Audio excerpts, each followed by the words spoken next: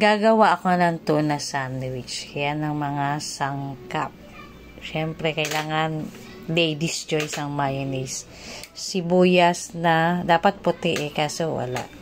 Sa bagay, nagbo-boil naman ako ng sibuyas saka ng carrot. Konting boil lang. Kasi ayoko ng amoy niya, matapang masyado.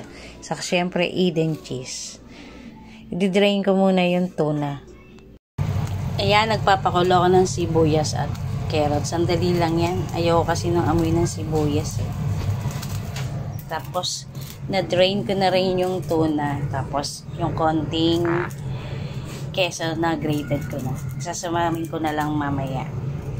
Nalagay ko na yung mayonnaise, sibuyas, carrot, at keso at tuna. Haluin na lang natin.